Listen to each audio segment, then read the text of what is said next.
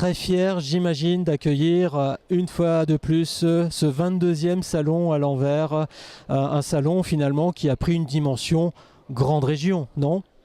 Oui, alors déjà, bien sûr, je pense à toutes celles et à tous ceux qui ont contribué à la création de ce salon à l'envers il y a 22 ans, et toutes celles et tous ceux qui se sont succédés à la présidence de Hélène.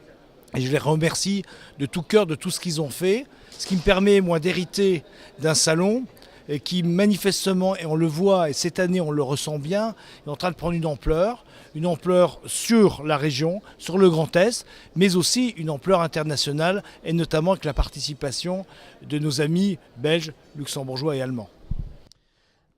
Monsieur le maire, vous portez, tout le monde le sait maintenant, et vous en êtes un excellent VRP, ce projet de hub, le S-Hub, qui va bientôt ouvrir ses portes. Vous avez posé, pas plus tard qu'hier, la première pierre avec tout un panel de personnalités pour que ce centre dédié au télétravail puisse voir le jour. Est-ce que vous pouvez nous en dire 2-3 mots, s'il vous plaît?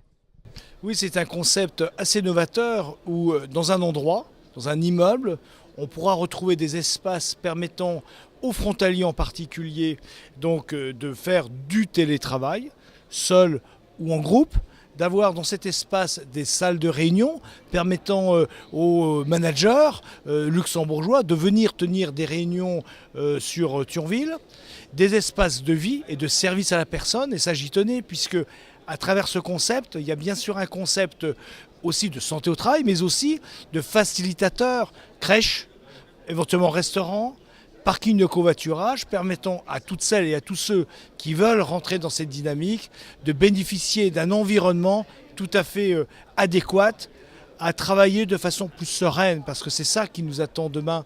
C'est le stress, c'est l'anxiété, c'est l'absentéisme, c'est même les retards qui s'accumulent aujourd'hui et qui donnent donc, qui ont une interaction importante sur l'efficacité et l'efficience au travail. Ce n'est qu'une vitrine pour l'instant, vous allez peut-être faire des petits. Il ne faut pas oublier que le Grand Est, nous sommes tous dans le Grand Est, impressionnés par les kilomètres carrés, mais aussi par les 500 kilomètres de frontières que nous avons avec nos amis allemands, suisses, belges et luxembourgeois. Est-ce que vous pensez que ce concept peut se déployer ailleurs, grâce à votre impulsion notamment ? Oui, bien sûr. Moi, j'ai toujours vécu ce projet comme un projet modélisable.